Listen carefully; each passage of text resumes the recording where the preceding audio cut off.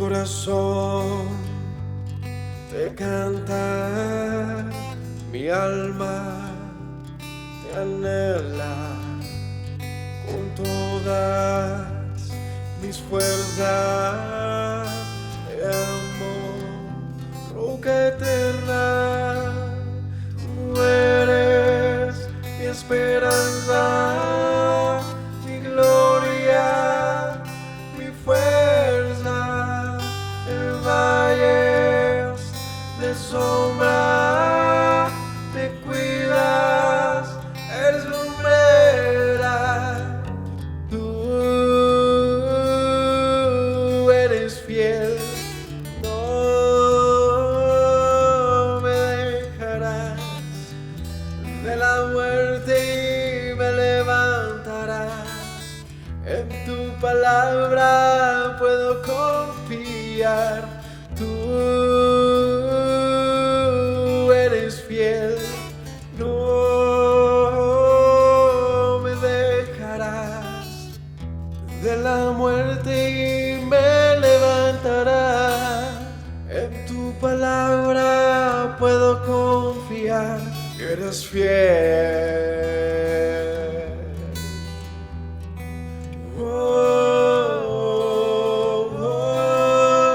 Mi corazón te canta, mi alma te anhela con todas mis fuerzas. Te amo, roca eterna, tú eres mi esperanza, mi gloria, mi fuerza. En valles de sombra me cuidas, eres lumbrera. Tú eres fiel, no me dejarás de la muerte y me levantarás. En tu palabra puedo confiar. Tú eres fiel, no me dejarás de la muerte y me levantarás. En tu palabra puedo confiar. Eres fiel, eres fiel. Tú eres fiel, no me dejarás de la muerte y me levantarás. En tu palabra puedo confiar. Tú eres fiel, no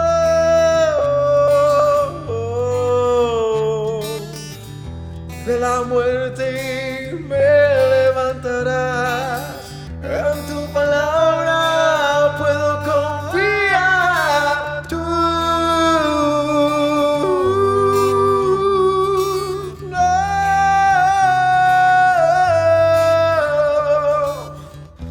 de la muerte y me levantarás. En tu palabra puedo confiar. Eres fiel, eres fiel. Tú eres fiel, no me dejarás de la muerte y me levantarás. En tu palabra puedo confiar.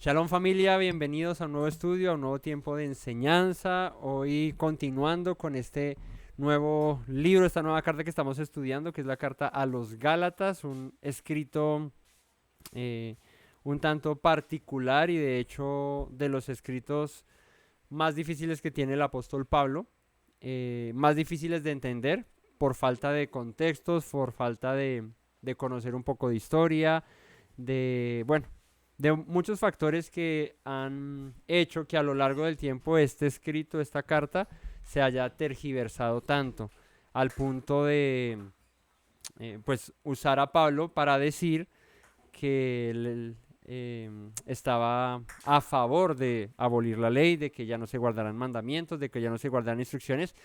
Y este capítulo 2 que vamos a estudiar en el día de hoy, ya en el capítulo 1 vimos acerca de el evangelio, del mensaje del evangelio, del verdadero evangelio, que si no lo han visto los invitamos a verlo, porque llegaríamos a este capítulo 2 y nos faltaría una parte muy importante para entender la carta a los Gálatas.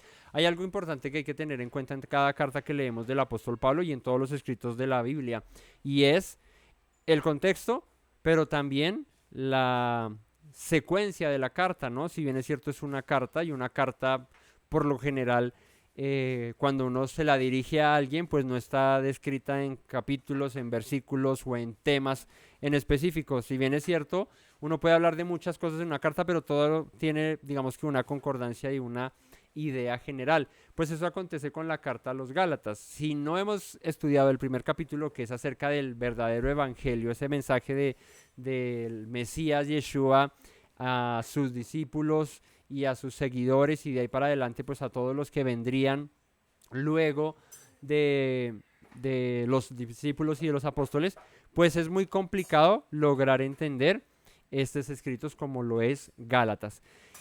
En el segundo capítulo que estaremos viendo hoy aparecen uno de los términos y de los pasajes más controversiales, más entre los más difíciles de entender de las palabras de Pablo, que si recordamos al apóstol Pedro dice que las palabras del apóstol Pablo son difíciles de entender y muchos indoctos e inconstantes tuercen para su propia perdición. Bueno, pues resulta y pasa que en la carta de Gálatas, en este capítulo 2, hay un pasaje o unos pasajes difíciles de entender, terminología difícil de entender, como lo que es obras de la ley, ¿no? Así que hoy veremos un poco acerca de este contexto histórico, de qué se trata las obras de la ley, a qué Pablo se está refiriendo cuando hablaba obras de la ley. Y bueno, hablaremos acerca de este capítulo. Son cortos versos, son 20 versos más o menos, 22 si no estoy mal, pero hay mucha tela por cortar en este capítulo. De hecho, podríamos quedarnos hablando mucho tiempo acerca de lo que en estos versos se menciona, ya que como en un escrito cualquiera, pues las primeras pinceladas, las primeras palabras, los primeros brochazos que da el apóstol Pablo, pues son sumamente relevantes e importantes para poder tener el demás contexto que va a recibir toda la carta o el comunicado que el apóstol Pablo envía a la comunidad ubicada en Galacia. Así que vamos a orar, a disponernos y a dar inicio al estudio en el día de hoy. Padre, te damos muchas gracias, Señor, por la oportunidad que nos das, por tu palabra, por el privilegio que nos das para estudiarla, para compartirla, Señor, para aprenderla, Rey. Hoy, Padre eterno, yo quiero poner delante de tu presencia nuestras vidas, Señor, pedirte que seas tú instruyéndonos, guiándonos, Padre, dándonos la sabiduría y el entendimiento para comprender tus palabras, Señor, que sean ellas, Padre, las que transformen nuestra vida, Señor, que tú hables a nuestros corazones y nos instruyas, Padre, que no permitas que nos desviemos, Señor, que estos escritos, Padre eterno, que son difíciles de entender, puedan ser alumbrados por ti, Señor, por tu misma palabra, Señor, para que comprendamos, Señor, lo que hombres como Pablo se esforzaron por anunciar y por enseñar, Padre. Te agradezco, Padre eterno, por la vida de mis hermanos y por la disposición que siempre hay en sus corazones para cada estudio. En el nombre de Yeshua, amén. Bueno, familia, vamos a entrar en materia al capítulo 2 de Gálatas de una vez. Y arranca diciendo aquí el apóstol Pablo, dice, después de pasados 14 años, dice, subí otra vez a Jerusalén con Bernabé, llevando también conmigo a Tito, pero subí según una revelación y para no correr o haber corrido en vano, expuse en privado a los que tenían cierta reputación el evangelio que predico entre los gentiles. Y aquí el apóstol Pablo continúa en su discurso del primer capítulo que ya vimos, pues dice que pasado un tiempo bastante largo, Pablo decide subir a Jerusalén. Y este tiempo largo es desde el llamamiento que tuvo el apóstol Pablo, desde que Yeshua se le aparece, se le presenta a él, camino a Damasco, cuando Pablo iba a perseguir a los creyentes en el Mesías, pues dice que aquí se le tardó 14 años en poder ir hasta Jerusalén, a encontrarse con los que él menciona aquí. Dice, tenían cierta reputación en el evangelio. Y cuando nos referimos, o cuando el apóstol Pablo, más bien, no nosotros, sino el apóstol Pablo se refiere a aquellos que tienen cierta reputación en el evangelio, ¿a quién creerán que se está refiriendo? Seguramente se refería, no, a los discípulos de Yeshua que recibieron de primera mano el mensaje del evangelio, de su maestro, ¿no? Del Mesías. Cosa que Pablo, digamos que tenía, o se especulaba de Pablo, digamos, cierta incógnita de, bueno, cómo predica algo que nosotros recibimos directamente del Mesías, pero que él no estuvo con nosotros, ahora ¿por qué lo está anunciando? ¿Quién se lo enseñó? ¿De dónde lo saca? Bueno, pues pasados 14 años de él ya haber hecho una labor, de haber predicado, de hecho, leyendo Hechos, encontramos allí el tema de la revelación del Mesías a Pablo, de lo que le enseña cuando le dice a Ananías, ve a y ora por él, porque instrumento me es para llevar mi nombre en presencia de reyes, de gentiles, ambos de los hijos de Israel. Y Pablo comienza su ministerio hacia los gentiles. De hecho, aquí dice, fui a hablar y a exponerles en privado a los que tenían cierta reputación el evangelio que predico entre los gentiles. Pablo conocía o sabía que su ministerio, como se lo dice el Señor a Ananías cuando va a orar por él, él va a ser instrumento hacia los gentiles. Ve y ora por él. Y Pablo entendía que su ministerio y su labor era esa, ir y predicar a los gentiles, a las naciones. Bueno, pues él va a Jerusalén pasados 14 años a explicarles a los de cierta reputación, o sea, a Pedro, a Jacobo, a Juan, a los principales en Jerusalén, de los discípulos de Yeshua, qué era lo que Pablo estaba enseñando en las regiones de Asia Menor. Y dice aquí que fue y les predicó lo que él estaba anunciando a los gentiles. Y dice en privado, fui a ellos allá. Fui a los más. Se supone que si ellos recibieron de primera mano, o sea, Jacobo, Juan, Pedro, todos ellos recibieron de primera mano el evangelio de parte de Yeshua, pues eran los que conocían el mensaje. Y como en Hechos se menciona que a Pablo se le acusaba de predicar entre los gentiles a apostatar de Moisés. Recordemos que en Hechos se menciona eso. Pablo, se te acusa que tú enseñas entre los gentiles a apostatar de Moisés. O sea, tú estás enseñándoles a gentiles que se conviertan al Mesías, que vengan a la fe judía, pero negando a Moisés. Y Pablo, pues en ningún momento hizo tal cosa, ¿no?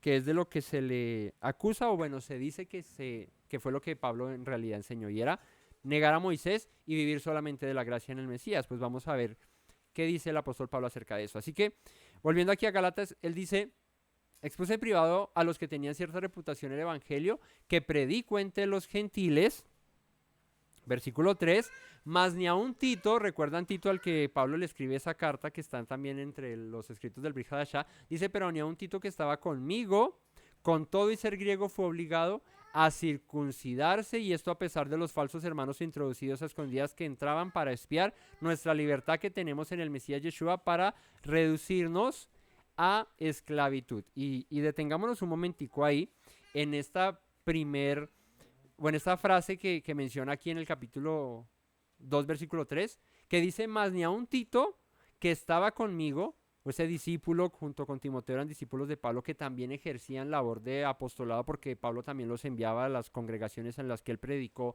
En principio los volvía a enviar a ellos para que afirmaran a aquellos creyentes que habían venido a la fe en Yeshua. Dice que ni aun ese Tito que estaba con él griego, y porque era Tito era griego?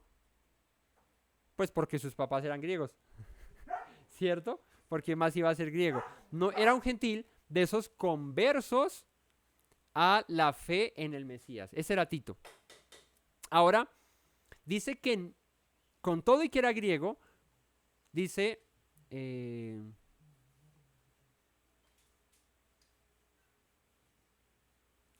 que ni con ser griego, ni por ser griego, él fue obligado, aún dice, a circuncidarse. Más ni a un Tito que estaba conmigo fue obligado a circuncidarse. Y de este pasaje aquí empiezan el camino escabroso de la carta de Gálatas, porque de entrada uno lee y dice, bueno, si Tito era griego, y Pablo dice acá que él no fue obligado a circuncidarse, quiere decir que de hecho Tito nunca se circuncidó, por eso la circuncisión no se practicaba, o Pablo la abolía, o Pablo decía que no había que hacerla.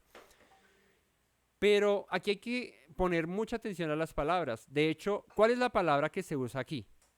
Aquí la palabra es que Tito no fue ¿qué? Obligado. Obligado. En griego, perdón, anancaso. ¿Sí? Anancaso. Hagan caso. La palabra en griego es no, perdón, tiene tilde en la A, tiene acentuación en la tercera A, anancaso. No, caso. Bueno, en fin. El hecho es que esta palabra, cuando la miramos en el diccionario Strong, habla acerca de forzar, obligar, ¿sí? Así que es interesante, porque si dice acá que él no fue obligado a circuncidarse, no está diciendo que él posteriormente no lo haya hecho. ¿Cuál era el problema aquí? Hechos 15. Si no se circuncidan bajo el rito de Moisés, no pueden ser salvos. ¿Verdad? Que era lo que los antes, y ahorita vamos a ver ese término nuevamente, que lo vimos en Hechos, pero bueno, lo vamos a ver nuevamente acá porque aquí habla de judaizar, que es lo que seguramente te han dicho a ti o me han dicho a mí en algún momento por este camino de regreso a la fe hebrea, y están judaizando. Pablo dice que no hay que judaizar. Bueno, ¿qué es ese término judaizar, no? Pues dice aquí que Tito no fue obligado. Eso quiere decir que en principio a Tito, aunque fuese griego, no se le dijo, ok, para tú hacer parte de nosotros, obligado no hay otra, circuncídate. Así no fue. ¿Por qué? Porque la circuncisión es un mandato de la Torá, pero la circuncisión debe ser ¿qué? Voluntaria. La circuncisión debe nacer. Uno no se circuncida porque sí. De hecho, cuando Pablo habla acerca de la circuncisión como de que, oye, ponle freno a eso y no te vas a meter en camisa de 11 varas, no es porque no se deba hacer, es porque una decisión de esas, tomarla, debe llevar todo el peso que conlleva aquella decisión. Y es que la circuncisión conlleva ¿qué? Conlleva responsabilidad, conlleva obediencia a la escritura. Y si tú no estás dispuesto a dejar tu camino, tu pasado, tu mal proceder, pues ¿para qué te circuncidas en la carne? No es necesario. De hecho, la escritura siempre habla de la circuncisión en la carne y la circuncisión en el espíritu, y no lo habla en el Brit Hadashah, lo habla en la Torá, lo habla en el Pentateuco, en los primeros 5 libros de la Biblia. Ahí aparece el término circuncisión del corazón, y que como en alguna vez en una de las enseñanzas que hicimos acá preguntaba, ¿qué es más fácil, circuncidarse en la carne o circuncidar en el corazón? Pues es más fácil circuncidar la carne, porque vas a un médico, le dices que te circuncide y ya está. Pero en el corazón, ¿qué? El corazón no es como que vas a un médico y le dices circuncídame el corazón y queda circuncidado de corazón. No, así no funciona. La circuncisión en el corazón, ¿cómo funciona? La circuncisión en el corazón funciona cuando hay un nuevo nacimiento, cuando en verdad yo he sido transformado, cuando en verdad mi vida ha sido cambiada. Eso genera lo que se conoce como una circuncisión en el corazón, y posterior a eso pues puede haber una circuncisión en la carne. O si bien es cierto, naciste judío, fuiste circuncidado al 8º día, o naciste hebreo, circuncidado al 8º día, como nuestros hijos, ¿no? Por ejemplo, Joshua fue circuncidado al 8º día, fue circuncidado siendo un bebé sin conocer nada, ni siquiera ahora conoce qué es Torah. Seguramente sabrá que el Shabbat es un día distinto, y entre la semana él, ahora que acomodaba estas cosas que usábamos, el micrófono y todo eso, me vio que estaba acomodándola, y de una me hizo, él hace una señal para el tema de las danzas, porque cuando llega el Shabbat y cantamos y hacemos y alabamos, a él le gusta danzar y él es feliz con eso. Entonces miró que yo estaba instalando acá la interfaz eso y me hizo, que para danzar, y yo le dije, no, hoy vamos a enseñar, eso es para el Shabbat, y decía, no, que danza. Entonces él empieza a relacionar ciertas cosas, ciertos patrones de conducta, pero él no sabe qué es Torah, no sabe qué es instrucción, no sabe qué es la circuncisión, de hecho, que él tiene, no sabe qué es eso. Seguramente más grande preguntará, bueno, papi, ¿yo por qué tengo esto acá? Y Eduardo le explicará, pero eso no quiere decir que su corazón haya sido circuncidado. Cuando el corazón se circuncida, cuando él con uso de razón, con conciencia, pueda entender que eso que lleva en la carne como señal de pacto que el Dios eterno hizo con Abraham y con sus descendientes después de él, esa señal de pacto cobra vida cuando en su vida haya un nuevo nacimiento, un encuentro con el Eterno y su corazón también sea circuncidado. Si no, la circuncisión en la carne, como dice Pablo, nada es, no sirve. Así que, porque Pablo dice que Tito no fue obligado, porque la circuncisión en la carne no nace de una obligación, de una imposición. Debe nacer ¿de qué? De una disposición, de un querer, de un buscar a Dios y decir, hombre, yo debo obedecer, quiero hacer parte del pacto, quiero ser de la familia de Abraham, quiero ser hijo de Dios y que Dios sea mi Dios y yo sea su pueblo, como le dice a Abraham, ¿no?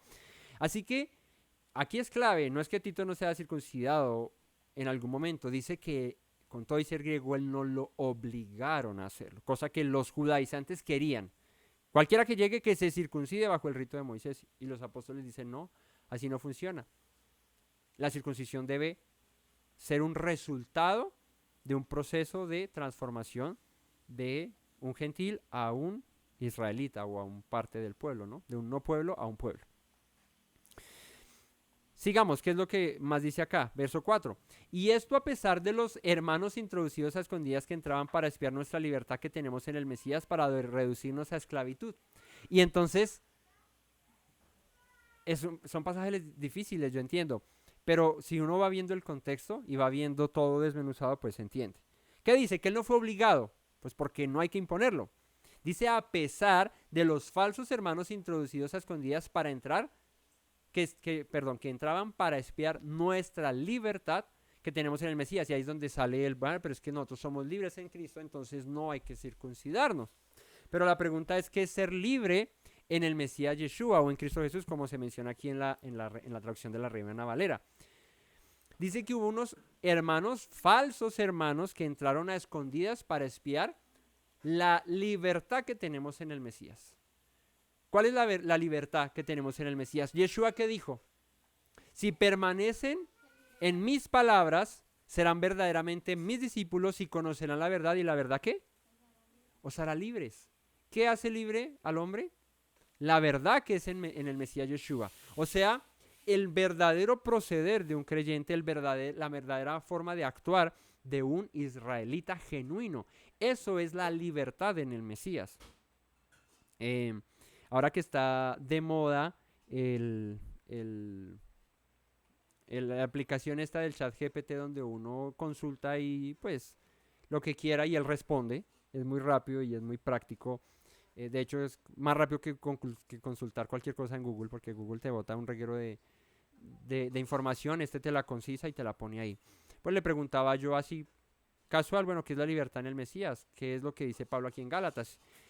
Y esa inteligencia artificial es tan capaz de disertar en temas que para nosotros son complicados, o sea, que no son tan fáciles de entender. Tú le preguntas a esa inteligencia artificial y le dices, ¿qué quiso decir Pablo en este segundo capítulo de la carta a los Gálatas con respecto a esto, y él te empieza a dar una explicación y tú le dices, oye, pero ten en cuenta esto, ten en cuenta aquello, y dice, oye, sí, tienes razón. Entonces, y él empieza a entender y a reestructurar ese conocimiento y darse cuenta por sí misma la inteligencia artificial de que se ha malinterpretado al mismo Pablo. Y lo pongo como ejemplo, ¿por qué? Porque para entender la carta a los Gálatas, y aquí entra un tema importante, es el descubrimiento en el 94. ¿Qué pasó en 1994? Que ha transformado la manera de percibir estos escritos y ha afirmado la fe que nosotros tenemos en el Mesías Yeshua y en las enseñanzas de la Torá, en que hay que guardar la Torá y que hay que creer en Yeshua. ¿Qué pasó en 1994? ¿Ustedes saben? No, lo del Qumran. Los manuscritos del Mar Muerto fueron descubiertos en 1994. O sea, en ese momento salieron a la luz pública. Se enteraron que habían unos manuscritos muy antiguos de una comunidad llamada Esenios o la comunidad del Qumran, cerca al Mar Muerto, en la región sur de Israel. Y esto trajo un nuevo redescubrimiento a la fe. Y no hay que ignorar esto. Por eso les decía que cuando yo le consulté al chat le dije, bueno, hay un manuscrito en especial que es el manuscrito MMT. Así se llama, está denominado MMT, que traduce, o sus siglas en hebreo son Mixé Maaseh HaTorah. ¿Qué significa Mixé Maaseh HaTorah? Es ¿cómo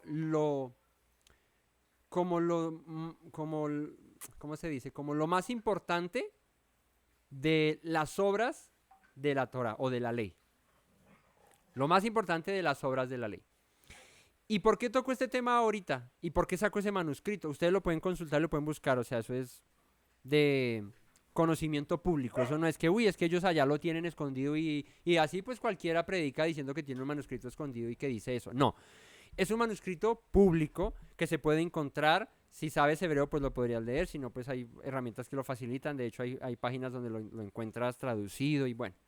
Ese Mixé Maaseh HaTorah de la comunidad del Qumran era un escrito, como muchos que se encontraron, de reglas de rituales y de convivencia de aquella comunidad llamada los esenios o aquellos que habitaban en el Qumran.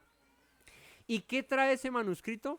Pues lo que conoceríamos hoy en día, hay un término que es más fácil de entender, es alajá o costumbres o tradiciones de aquella comunidad.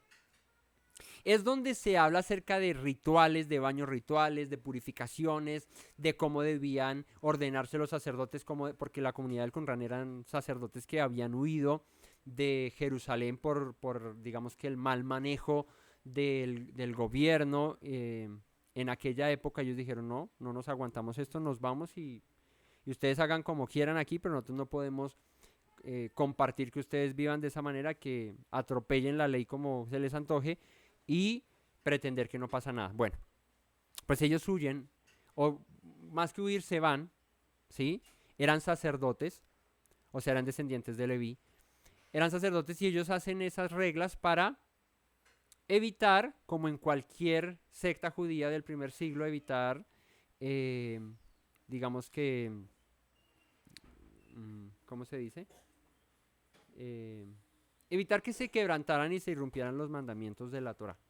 Entonces, como los fariseos tenían reglas, como los saduceos tenían reglas, como los del Qumran tenían reglas, pues eran sectas del primer siglo que hacían estas cosas. Y este manuscrito habla acerca de ¿qué? Habla acerca de cómo vestirse, de cómo purificarse, de cómo lavarse, de cómo debían casarse los sacerdotes, que con quién debían casarse, que no podía hacer esto, no podía hacer aquello, y demás.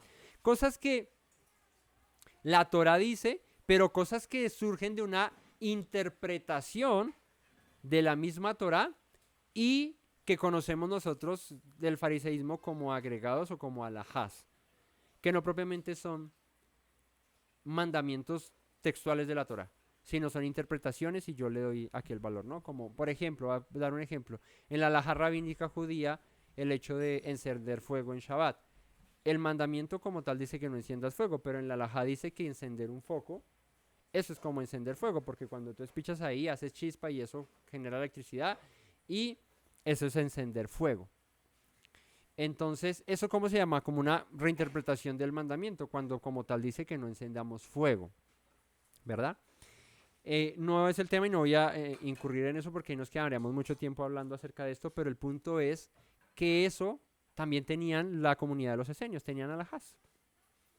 Entonces se descubre esto en el 94, donde los esenios dicen o decían, estas son nuestras reglas como comunidad del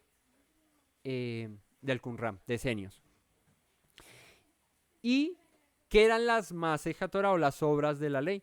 Pues eso, costumbres y tradiciones de aquella comunidad, que seguramente los fariseos compartían o no compartían, como en el caso de los fariseos con los saduceos, muchas compartían, otras no compartían.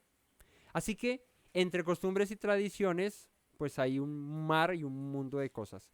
Entre lo que está escrito de la ley, dada por Moisés al pueblo de Israel, dada por el Eterno, pues eso sí ya hay otro trecho, porque eso son palabras que dio Dios. Entonces, ¿qué sucede con todo esto? Teniendo ese contexto, teniendo la comunidad del Qumran, aquellos escritos, las obras de la ley, que no propiamente son escritos, mandamientos puntuales de la Torah, sino también interpretaciones, entra a jugar aquí un papel muy importante y le daba al chat, bueno, ten en cuenta aquel manuscrito de los rollos del Mar Muerto de la comunidad del Qumran que habla acerca de las obras de la ley. Y cuando yo le doy ese contexto, esa misma inteligencia artificial empieza a razonar y empieza a decir, o bueno, no sé si a razonar, digo procesar, porque ya cuando uno habla de razonar suena muy humanizado, pero como empieza como a procesar esa información y dice, sí, estás en lo cierto, si se tiene en cuenta esto, cuando Pablo en Gálatas habla acerca de las obras de la ley, él se puede estar refiriendo acerca de las costumbres y tradiciones y no a el mandamiento escrito por la Torah. Y aquí entra a jugar un papel clave, otra cosa que les tengo que decir y les tengo que mencionar para que tengan en contexto, porque si no, no vamos a entender los siguientes versos que vienen. Si aquí empezamos a patinar muchas veces, de ahí para adelante el patinaje va a ser sobre hielo y sin patines, así que cada vez va a ser más difícil entender a Pablo. Entonces, otra cosa de contexto que necesitamos, y es para un judío, ¿qué es la Torá? Del primer siglo y de ahí para adelante, ¿qué es la Torá para un judío del primer siglo? Esto es clave entenderlo porque Pablo era un judío de esos del primer siglo. ¿Qué es la Torá para un judío del primer siglo? La Torá para un judío del primer siglo, y si se quiere de un poco antes del primer siglo, desde los tiempos de Esdras, de Nehemías, un poco ahí más adelante, la Torá no es solamente la ley escrita. La Torá para un judío del primer siglo también es la ley oral. ¿Qué es la ley oral? Dice la tradición que en el Sinaí no solamente se recibieron los mandatos escritos, sino también una ley que se llama la ley oral. ¿Y por qué esto es clave? Porque tú escuchas a un judío hablar hoy en día acerca de la Torá y él no te hace diferenciación, un rabino judío no te hace diferenciación entre qué es ley oral y qué es ley escrita. Un rabino judío te dice, por ejemplo, en las bendiciones, bendito eres tú, Señor Yahweh, nuestro Dios, Rey del universo, que nos has ordenado lavarnos las manos, que nos has ordenado. Ahí dice en esa bendición que el Señor ordenó lavarse las manos antes de comer. Y no hay un solo pasaje en la Torah que diga que hay que lavarse las manos antes de comer. De hecho, a Yeshua lo reprocharon porque sus discípulos no se lavaban las manos cuando venían del mercado para comer. Y Yeshua dice, pues que no hay problema con eso, porque la Torah no lo dice. Entonces, cuando tú escuchas a un rabino judío hablando acerca de la Torah, el rabino judío te dice, la Torah dice que te laves las manos, la Torah dice que guardes Shabbat, la Torah dice que prendas las velas, la Torah dice que guardes las fiestas, y de eso tú no sabes qué es Torah oral y qué es Torah escrita. Y hay un grave problema cuando nosotros venimos a las raíces de nuestra fe y empezamos en este camino de redescubrir nuestra fe. Y es que empezamos a escuchar muchos rabinos y maestros judíos que dicen la Torah dice, la Torah dice, la Torah dice, la Torah dice, pero en realidad muchas de esas cosas, en realidad la Torah escrita no las dice. Lo que ellos conocen como alajá o tradición oral sí las menciona porque son costumbres que se crearon al pasar del tiempo, pero que en su original la Torah no lo dice. De hecho, la Torah dice, la misma Torah dice que estas fueron todas las palabras que Moisés recibió en el Sinaí y aquí están escritas. Eso no deja duda a que se puedan introducir nuevas instrucciones o nuevos mandamientos. Entonces, con este contexto que lo quiero que lo tengan presente porque en toda la carta de los Gálatas y en las demás cartas de Pablo se va a mencionar, pues es que Pablo también era un rabino judío y Pablo también hablaba de esa manera. Y ahorita les voy a poner un ejemplo un poco más adelante, cuando entremos aquí a un tema un poco más denso. Si ya está aquí denso, vamos más densos. De eso, de Pablo hablando acerca de Torá, de ley, de lo que en griego se traduce como nomos, hablando cosas que la ley no dice, pero él dice que la ley los dice. Y ahí ustedes me van a hallar la razón en lo que les estoy diciendo y el contexto que necesitamos entender para esto. Y es que un judío podía estar hablando de Torá escrita y de Torá oral, refiriéndose a la Torá de la misma manera, indiscriminadamente, pero tú y yo, sin ese contexto, quedamos perdidos. Y Pablo nos abole la ley y nos la aprueba en un mismo pasaje y no entendemos de qué está hablando. ¿Cómo que aquí me la aprueba? En Romanos dice que a la verdad el mandamiento es santo, justo y bueno. La ley. Y sin la ley yo no conocería el pecado, no sé qué, pero en otro dice, pero la ley, yo por el Mesías estoy muerto a la ley. Entonces, ¿sí me van a entender? Bueno, este contexto ténganlo ahí presente. ¿Qué pasaba? Habían hermanos falsos introducidos a escondidas para espiar nuestra libertad que tenemos en el Mesías. Pablo dice, ¿cuál es la libertad en el Mesías? ¿Qué vino Yeshua a hacer? ¿Abolir la ley y los profetas? No, él dice, la ha venido a cumplir. Por el contrario, ¿qué vino a hacer? A quitar tanta esclavitud de tradiciones y de costumbres que tenían los judíos en aquella época. El lavamiento de las manos antes de comer, el por qué se sana en día de Shabbat, todas esas cosas que la Torá no prohíbe, pero que el judaísmo sí estaba prohibiendo. Y Yeshua dice, hipócritas, así no es. Lo que deben hacer es ¿qué? Está escrito en la Torá, ¿no? Bueno, ese oísteis que fue dicho, más yo os digo. Eso es lo que está haciendo Yeshua. ¿Ustedes han oído que fue dicho que odien a su enemigo? Pues yo les digo que no, que la Torá dice que lo amen, no dice que lo odien. Eso dice la Torá, escrita. Pero en la tradición, si no es mi hermano, es mi enemigo y debo odiarlo. Así que la libertad que tenemos en el Mesías es vivir conforme a la fe que Él nos enseñó. El que le ama debe andar como Él anduvo. Y habían falsos hermanos que se habían introducido ahí, ¿para qué? Para estorbar esa libertad. Y era obligación a circuncidarse bajo el rito de Moisés. Que guarden tal y cual costumbre y tal tradición. Porque si no, no pueden ser salvos. Porque si no, están graves. Y Pablo dice, no. No nos quiten la libertad que tenemos en el Mesías. ¿De qué? De andar como Él anduvo. De guardar su palabra. De en la cátedra de Moisés se sientan los escribas y fariseos. Hagan como ellos dicen, pero no hagan como ellos hacen. Y ya les he enseñado, muchas veces les hemos enseñado que la cátedra de Moisés era un lugar donde se sentaba y se leía solamente a Moisés. No se leía Talmud, ni Mishnah, ni tradición, ni costumbre. No, lo que dice Moisés. Y Yeshua muy claramente dice que lo escuchemos y que lo hagamos. Esa es la libertad en el Mesías. ¿Y qué dice? Para reducirnos a esclavitud. Dice, entraron para robarnos esa libertad y reducirnos a esclavitud. ¿A esclavitud de qué? De tradiciones y de costumbres y de formas, cosas que no tienen nada que ver con la Torá escrita. Más bien con las alajás y las tradiciones orales. Versículo 5. A los cuales ni por un momento accedimos a someternos para que la verdad del evangelio permaneciese con vosotros. ¿Qué dice? Nosotros no cambiamos para nada la verdad del evangelio por esa, ay, que toca hacer esto, que no sé qué, si no se circuncidan bajo el rito de Moisés no pueden ser salvos. No, yo no voy a someter a estos creyentes que están viniendo a eso.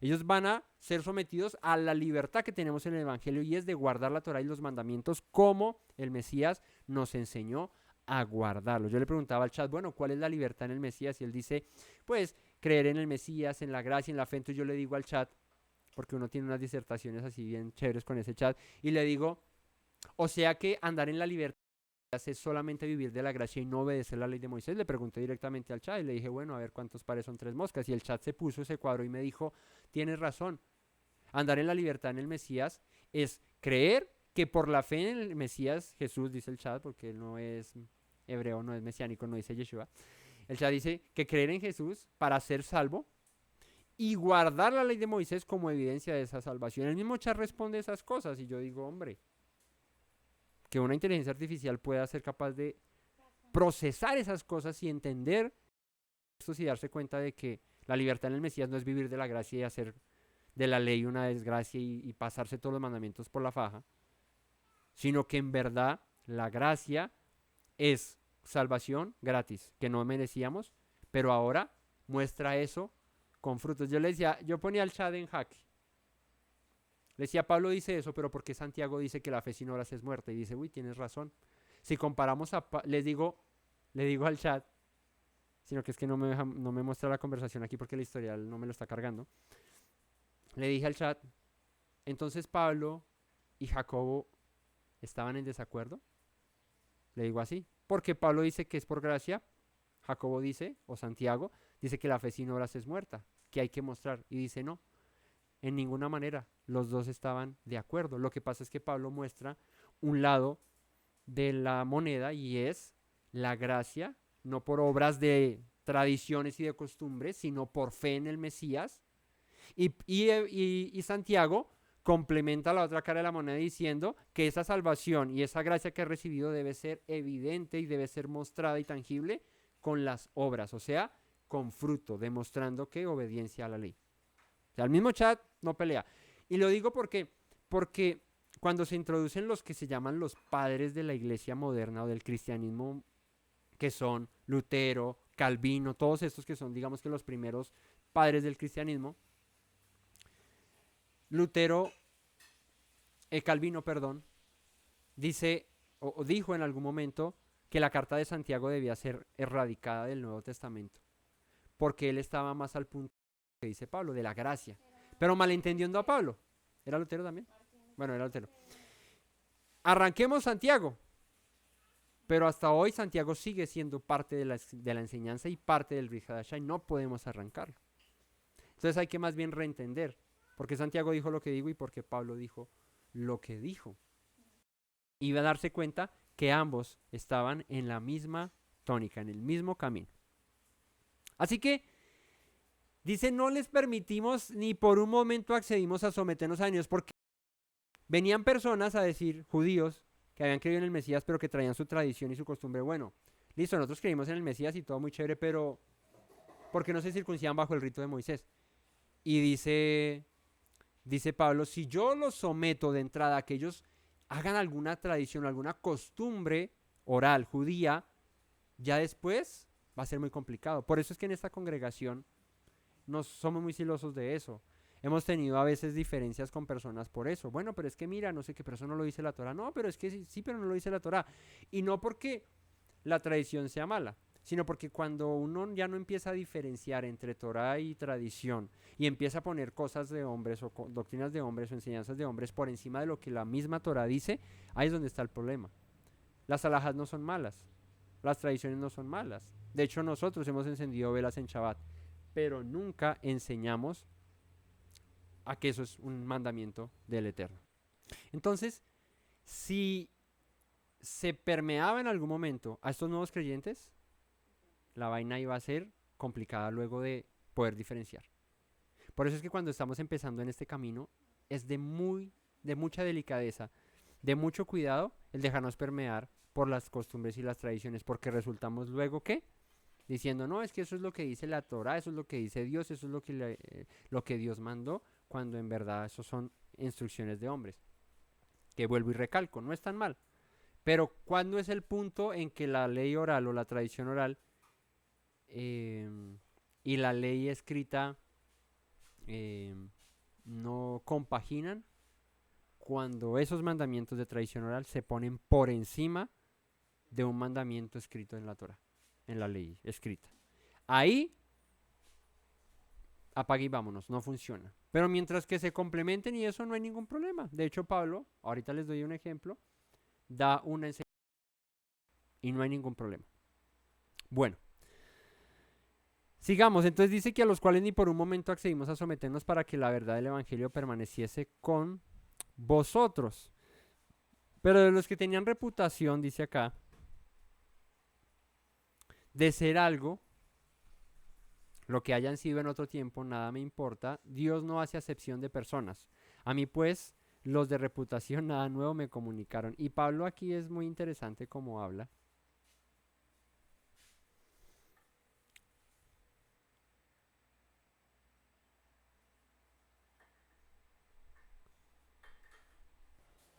Así que habla de los que hablamos en el principio, los que tenían cierta reputación, que eran los apóstoles, los que habían recibido el mensaje del evangelio de parte del Mesías. Dice en el verso 6 aquí, pero los que tienen reputación de ser algo, lo que hayan sido en otro tiempo, nada me importa, Dios no hace acepción de personas. ¿Por qué? Porque seguramente habían algunos que decían, bueno, ¿y este Pablo de dónde salió? ¿Este quién fue el que lo llamó? Si nosotros sí compartimos con el Mesías, ¿este quién le enseñó lo que está predicando? ¿De dónde dice que fue llamado también como nosotros? Pues Pablo dice, pues si ellos fueron llamados en otro tiempo, hablaron con él directamente, estuvieron con él, pues a mí eso en verdad no me importa porque Dios no hace excepción de personas. Y Pablo estaba mostrando que él, sin haber caminado con Yeshua, cuando estuvo aquí sobre la tierra, pues eso no le quitaba que su llamamiento fuese genuino, porque a él se le había manifestado el mismo Yeshua. Entonces dice, a mí pues, los de reputación nada nuevo me comunicaron. O sea, él dice, lo que yo aprendí del Mesías cuando se me presentó, es lo mismo que él le enseñó a ellos. Nada nuevo ellos me enseñaron aquí. Antes, versículo 7, por el contrario, como vieron que me había sido encomendado el evangelio de la incircuncisión, como a Pedro el de la circuncisión, pues el que actuó en Pedro para el apostolado de la circuncisión, actuó también en mí para con los gentiles. Y aquí este pasaje es clave. Es clave ¿por qué? Por dos razones. La primera, porque aquí está Pablo definiendo su ministerio a quien fue enviado. Dice que él fue enviado y fue encomendado en él el evangelio de la ¿qué? De la incircuncisión, pero a Pedro le fue enviado a predicar el evangelio de la circuncisión. ¿Qué quiere decir esto? Nuevamente, no malinterpretemos a Pablo. Está diciendo que Pablo fue llamado apóstol a quién. ¿Quiénes la conocían? O sea, si en esa época nos pusiéramos a hablar y dijéramos, bueno, es que estos son los de la incircuncisión, y estos son los de la circuncisión. ¿Quiénes serían los de la incircuncisión y quiénes serían los de la circuncisión? Los judíos serán los de la circuncisión, obviamente, porque son los que son circuncidados desde el 8º día. ¿Y quiénes serían los de la incircuncisión? Pues los gentiles. Sencillo. Así que Pablo no está diciendo que él fue llamado a predicar, sean incircuncisos todos, no se circunciden, no. Él está diciendo que él fue enviado a predicar a los que no son circuncidados, pero Pedro fue enviado a predicar a los que son circuncidados. Y aquí hay algo interesante. Y es ese contraste que hace el Señor, ese llamamiento tan extraño que hace el Eterno, ¿cierto? Que hace Yeshua para los apóstoles. Porque cualquiera pensaría, si Pablo era el erudito, si Pablo era el docto en la Torá, si Pablo fue el instruido a los pies de Gamaliel, que conocía la ley, ¿por qué él es enviado a los gentiles? Y Pedro, que era un pescador, un galileo, había sido enviado a los rabinos, a los maestros, a los de la circuncisión. Pues cosas que el Eterno hace. ¿Por qué? Porque si Pablo es enviado a los de su misma clase, a los fariseos y eso, pues la gloria y la jactancia había sido de Pablo. Pero ¿qué Pablo tenía que gloriarse en medio de los gentiles? Cualquier cosa que Pablo les enseñara a los gentiles iba a ser novedoso para los gentiles. Pero por el contrario, que un Pedro fuera a los de la circuncisión, que un hombre pescador del común, allá un Galileo, de los cuales dicen, pero de allá no puede salir nada bueno, se parara y hablara en Pentecostés y dijera, es que esto es lo que dijo el profeta y se cumplió y tales y no sé qué, pues esto era un milagro, una cuestión impresionante. Eso es como el Eterno hace, ¿no? Cambió los papeles, no dijo Pablo, tú y predícalos a los judíos y Pedro tú a los gentiles, no. Por el contrario, Pablito lo quiero con los gentiles. La gloria va a ser del que te envió.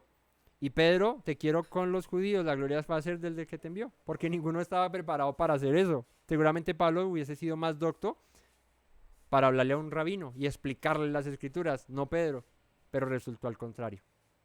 Pedro con los rabinos y con los doctos, Pablo con los gentiles, enseñarles todo ese conocimiento que Pablo tenía. Entonces, imagínense nomás ahí ya. Estamos hablando de un rabino, si se quiere, judío, llamado Pablo, Shaul, enseñándole a gentiles todo ese conocimiento que tenía Pablo. Imagínense. ¿Cómo no iba a ser hoy en día difícil de interpretar a Pablo. Sí, Pablo tenía muchísimo conocimiento. Entonces, cada uno enviado a predicar a un segmento de la población de aquel entonces. Circuncisión e incircuncisión. No que Pedro predicara circuncides y Pablo predicara no se circunciden. Eso no es lo que está diciendo acá. Pues el que actuó para el apostolado de Pedro, que era para la circuncisión, y actuó en mí para los gentiles. Y aquí se tumba otra vaca sagrada en el catolicismo, y es que Pedro es el padre de la iglesia católica. Si ni siquiera Pedro fue enviado a predicarle a los gentiles, ¿no? Pedro fue enviado a predicarle ¿a quiénes? A los judíos. Tendría más sentido que Pablo fuese el primer papa. Eso tendría más sentido. Tendría más sentido que Pablo fuese el fundador del cristianismo. Tendría más sentido. Pero no. Es Pedro el que se dice que fue, ¿no? Cuando en realidad ni siquiera fue enviado a los gentiles. Dice, versículo 9, y reconociendo la gracia que me había sido dada a Jacobo, Cefas y Juan, ¿quiénes eran estos? Los de reputación, los apóstoles que fueron instruidos por Yeshua. Dice, reconociendo la gracia que me ha sido dada, o sea, cuando escucharon el mensaje que yo les traje y se dieron cuenta de que yo predico lo mismo que ellos, Jacobo, Cefas y Juan, que Jacobo es el que escribió la carta de Santiago, que eran considerados como columnas, nos dieron a mí y a Bernabé la diestra en señal de compañerismo para que nosotros fuésemos a los gentiles y ellos a la circuncisión. ¿Ven? Nuevamente dice, yo fui enviado a los gentiles, ellos iban a la circuncisión. Solamente nos pidieron que nos acordásemos de los pobres, lo cual también procuré con diligencia. Pero cuando Pedro vino a Antioquía, le resistí cara a cara porque era de condenar. Y aquí viene un enfrentamiento, una confrontación que tiene Pablo y Pedro. Dice, pues antes que viniesen algunos de parte de Jacobo, comía con los gentiles, pero después que vinieron se retraía y se apartaba porque tenía miedo de los de la circuncisión. O sea, empezó Pedro a vivir una doble vida. Y era, cuando no habían judíos por la costa, ¿no? Trayendo el dicho de no hay moros en la costa, sería no hay judíos en la costa, entonces Pedro se sentaba con los gentiles y participaba y no había ningún problema. Teniendo en cuenta lo que en Hechos dice acerca de la visión de Pedro, que Pedro lo que vio fue un lienzo, toda clase de animales impuros, pero luego entiende la visión hasta que va a la casa de Cornelio. ¿Recuerdan? Pues si no, les invito a que vean Hechos, el estudio verso a verso de Hechos y puedan ver esa historia y comprendan esto que les estoy diciendo.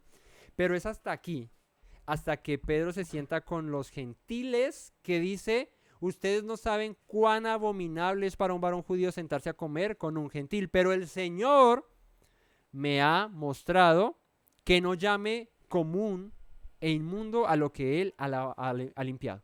Eso lo dice en Hechos. Pedro reconoció que los gentiles no eran perros ahí de los cuales no, yo no me siento con ellos. Porque un judío no se sentaba con los gentiles, porque el gentil servía cualquier clase de comida y un judío no les permitió comer cualquier clase de comida. O un israelita, ¿cómo qué? Como comer cerdo, como comer sangre, etcétera, etcétera. Ese tipo de cosas no les permitido. Entonces, cuando Pedro entiende la visión de que él también podía sentarse con un gentil a participar del alimento, entonces ahí fue que él dijo, no puedo llamar común e inmundo a lo que el Señor ha limpiado, lo que el Señor ha lavado. Entonces, lo extraño es que aquí dice que él, cuando estaba con los gentiles, se sentaba y todo tanto que, pero cuando venían judíos, él empezaba a rechazar a los gentiles y se hacía él muy judío, con sus costumbres y tradiciones judías. Entonces, Pablo tuvo que amonestarlo. Y dice en el verso 13, y en su simulación participaban también los otros judíos. O sea, cuando veían a Pedro hacer eso, pues decía, uy, no, actuemos como tal. De tal manera que aún Bernabé fue también arrastrado por la hipocresía de ellos. Pero cuando vi, y fíjate qué es hipocresía según Pablo aquí, era comportarse con los gentiles como, listo, no pasa nada, yo entendí que ustedes también son eh, limpios por la sangre del Mesías y también pueden hacer parte de nosotros, no sé qué. Pero cuando llegaban los judíos o los enviados por Santiago, entonces pum, se escondía y se iba con ellos y rechazaba a los gentiles. Entonces Pablo dice que muchos judíos también empezaron a caer en la misma hipocresía de la cual también Bernabé fue arrastrado junto con ellos. Pero cuando vi que no andaban rectamente conforme a la verdad del Evangelio, nuevamente la frase la verdad del Evangelio, que ya les dije que es la verdad del Evangelio, dije a Pedro delante de todos, si tú siendo judío vives como los gentiles y no como judío, ¿por qué obligas a los gentiles a judaizar? Y aquí entra el término judaizar. ¿Qué es judaizar?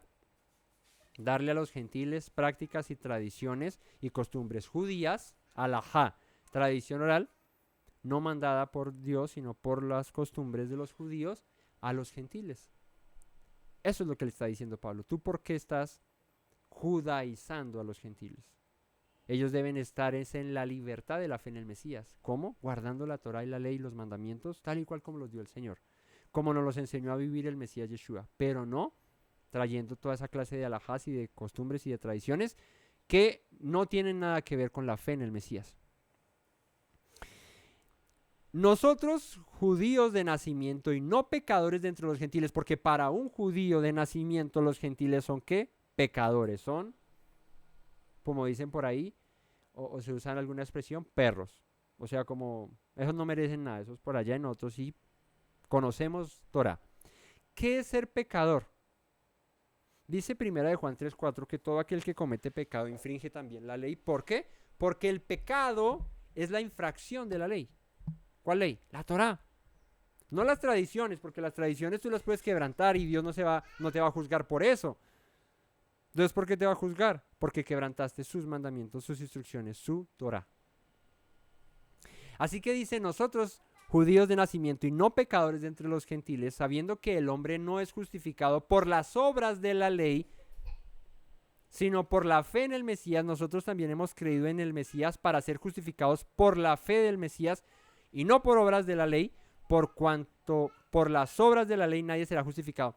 Y aquí es muy interesante, y les voy a dejar el pasaje para que lo vuelvan y lo lean mientras que les explico, y hago el comentario acerca de esto. Aquí es muy interesante que Pablo recalca aquel término del manuscrito del rollo del Mar Muerto, el MMT, el Mitzvah Maseja Torah, que es las obras de la ley. Maseja Torah, obras de la ley. Pablo aquí está especificando que aunque nosotros somos judíos de nacimiento, que conocemos las Maseja Torah, las obras de la ley, o lo que se conoce como las tradiciones judías, alajá judía, o más bien, para que se entienda más fácil, o para hacerme entender más fácil. Ley oral, ley escrita. Pablo dice, nosotros somos judíos de nacimiento que conocemos esa ley oral. Cosa que Dios no dio en el Sinaí, pero que el judío dice que sí, y que ahí está, voz a voz se ha pasado. Ok. Dice, nosotros sabemos que el hombre no es justificado ¿por la qué? Por la ley oral, por las tradiciones orales, por las obras de la ley, Maseja Torah, sino que por la fe en el Mesías. Y le preguntaba yo al chat, oye chat, ¿qué es ser justificado por las obras de la ley? ¿Qué es no ser justificado por las obras de la ley, sino por la fe en el Mesías? Entonces el chat dijo, pues que la fe en el Mesías, o la fe en Cristo, es creer que Él murió por nuestros pecados para salvarnos. ¿Qué es las obras de la ley? Dice el chat, pues obedecer a la ley de Moisés, dice el chat. Yo le digo, ok, o sea que la fe en el Mesías significa que voy a quebrantar la ley de Moisés, ¿sí? Voy a dejar de guardar la ley de Moisés porque ahora creo en el Mesías. Y dice, no. Porque por la fe en el Mesías ahora tú vives y estás bien. ¿Qué tienes que hacer ahora? Vivir en cuanto a la Torah. Tienes salvación por medio de la fe en Yeshua, pero puedes ahora, o debes más bien, obedecer a los mandamientos, porque si no, entonces no podrías vivir conforme a la voluntad del Señor. Entonces, sabiendo que el hombre no es justificado por las tradiciones, sino por la fe en el Mesías, nosotros también hemos creído en el Mesías, Yeshua, para ser justificados por la fe en el Mesías. ¿Cuál es la fe? El que le ama debe andar como él anduvo. Como él anduvo, yo no he venido a abolir la ley ni los profetas, sino a cumplirla. Y no por las obras de la ley, por cuanto por las obras de la ley nadie será justificado. Nadie será justificado por las obras de la ley. O sea, si tú te pones a practicar tradiciones de hombres, costumbres de hombres, no vas a ser justificado.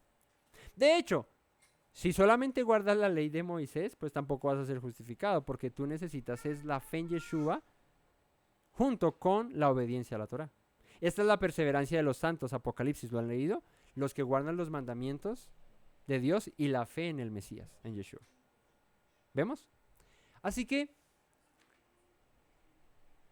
y si buscando ser justificados en el Mesías, también nosotros somos hallados pecadores, ¿es por eso Cristo o el Mesías ministro de pecado? En ninguna manera. Fíjate que hay algo interesante acá. Y es que ser justificados en el Mesías, dice, por ser justificados en el Mesías, somos hallados pecadores, así que el Mesías es ministro de pecado. ¿Qué está diciendo acá? Ojo acá. Está diciendo que el Mesías no es ministro de pecado. ¿Qué es pecado? El que infringe. Pecado es la transgresión de la ley. ¿No? Primera de Juan 3:4.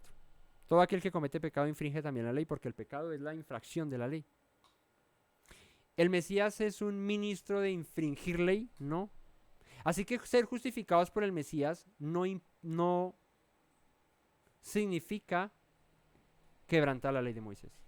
Por el contrario, somos justificados por el Mesías y como evidencia de ese nuevo nacimiento y de esa justificación guardamos la ley de Moisés. O si no, entonces el Mesías sería un ministro de pecado, o sea, sería alguien que nos invita a transgredir la ley de Moisés. Y eso no es correcto porque él mismo dice que no vino a hacer eso. Versículo 18. Porque si las cosas que descubrí, las mismas vuelvo a edificar, que destruí, perdón.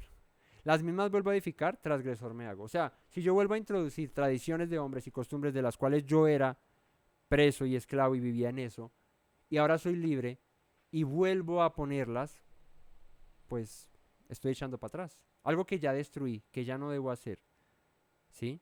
Pues estoy echando para atrás. Porque yo por la ley soy muerto para la ley, a fin de vivir para el Mesías. Y este pasaje es otro de los difíciles de este capítulo 2. Dice, porque yo por la ley soy muerto para la ley, a fin de vivir para Dios. ¿Cómo se explica esto? ¿Cómo así que por la ley soy muerto para la ley? Pablo, ¿de qué me hablas? A fin de vivir para el Mesías. Y aquí les voy a dar un ejemplo de cuando Pablo usaba lo que los rabinos hoy en día hacen y bueno, siempre han hecho, y es no diferenciar entre tradición oral y tradición escrita, o mandamientos orales, mandamientos escritos. Y es que el rabino siempre habla de la Torah, de la ley, indiscriminadamente, sea tradición o ley oral, sea mandamientos o ley escrita. Él dice la Torah. Pablo, en Primera de Corintios, habla acerca de, por lo cual yo ordeno, dice, que la mujer calle en la congregación, ¿cierto?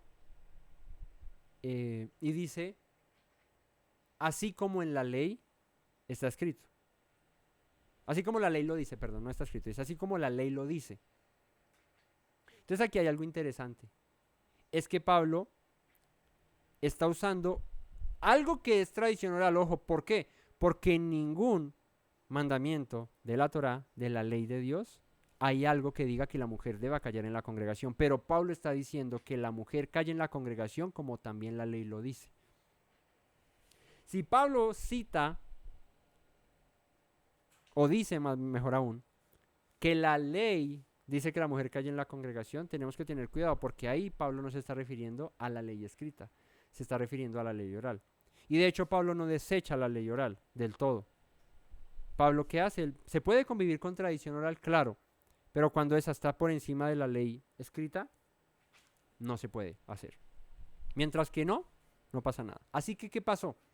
Pablo dijo, en una comunidad en la que era necesario aplicar esa tradición y esa costumbre, pues la ley dice que la mujer calle en la congregación, cuando la Torá no lo dice, pero la tradición sí. Así que nos damos cuenta en este ejemplo tan práctico que Pablo usaba la tradición oral sin ningún problema. En este caso, la ley oral. Y la aplica diciendo, es que la ley lo dice. Ahora, trayendo ese caso a colación, volvamos a leer este pasaje. Porque yo por la ley soy muerto para la ley a fin de vivir para Dios. Aquí usa 2 veces la palabra ley, que si tú la buscas, pues es la misma nomos. En ambos casos, no cambia. No, en una no dice nomos y en la otra dice Torah, no. Simplemente usa la misma palabra. Pero dice que por la ley soy muerto para la ley. ¿Qué está diciendo Pablo en el contexto que hemos leído de Gálatas? Por la ley, porque por la ley, ¿cuál ley? La oral, las costumbres, las tradiciones. Soy muerto para la ley escrita. ¿Qué quiere decir esto? A fin de vivir para Dios. O sea, gracias a la Torá escrita, yo ya no debo vivir conforme a las tradiciones y costumbres humanas o a la ley oral. De esa manera es que vivo genuinamente para Dios. Eso es lo que está diciendo Pablo acá. Con el Mesías estoy juntamente crucificado y ya no vivo yo, más vive el Mesías en mí. Y lo que ahora vivo en la carne lo vivo en la fe del Hijo de Dios, el cual me amó y se entregó a sí mismo por mí. No desecho la gracia de Dios, pues si por la ley fuese la justicia, entonces por demás murió el Mesías. Y termina diciendo, pero tengo claro y presente que es por la fe, por la obra más bien, porque es que la fe en el Mesías implica la obediencia a la Torá. Él está diciendo, por la obra redentora del Mesías, de derramar su sangre por nosotros, es que yo tengo justificación. Porque si yo me justificara por la ley, por guardar mandamientos, guarde uno tras otro, en vano murió el Mesías. Porque eso hacían los fariseos, eso hacían los judíos piadosos. ¿Qué se necesitó? Un sacrificio perfecto. ¿Para qué? Para salvarnos. Pero como consecuencia a eso, ¿ahora qué? Yo obedezco. En consecuencia y en respuesta a ese sacrificio perfecto, yo obedezco. Así que familia, espero que en esta hora de estudio que tuvimos haya podido ser claro con este pasaje y que esto nos sirva y lo tengan ustedes ahí presente mucho, porque los siguientes versos y los siguientes capítulos de Gálatas pues van a traer a colación todo esto, esta terminología de la cual hablo y que es clave entender para no perdernos en estos escritos del apóstol Pablo.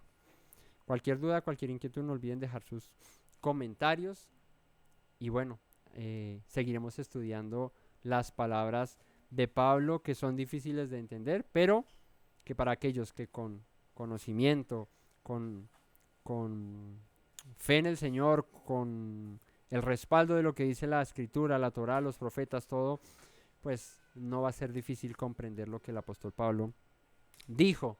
Y así le evitamos estarse revolcando en la tumba pensando yo no dije eso, yo dije fue otra cosa y estos están enseñando algo totalmente distinto.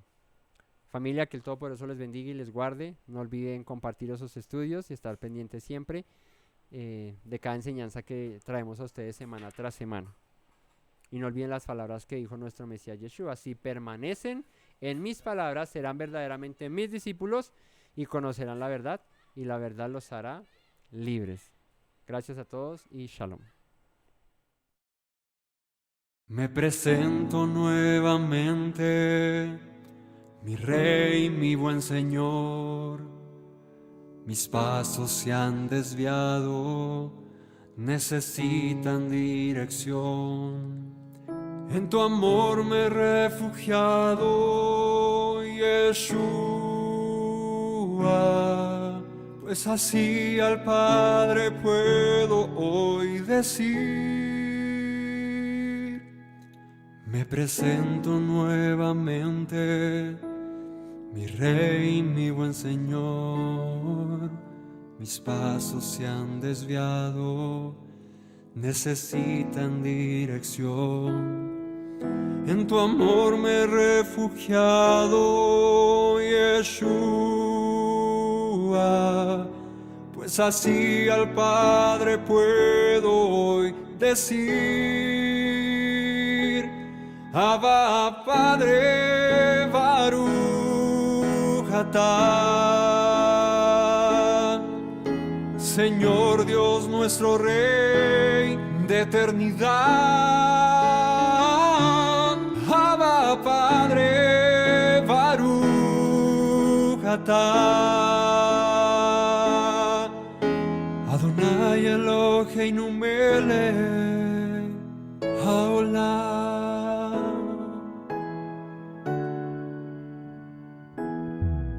Me presento nuevamente, mi Rey, mi buen Señor. Mis pasos se han desviado, necesitan dirección. En tu amor me he refugiado, Yeshua, pues así al Padre puedo hoy decir: me presento nuevamente, mi Rey, mi buen Señor. Mis pasos se han desviado, necesitan dirección. En tu amor me he refugiado, Yeshua, pues así al Padre puedo hoy decir: Abba, Padre, Baruch atah.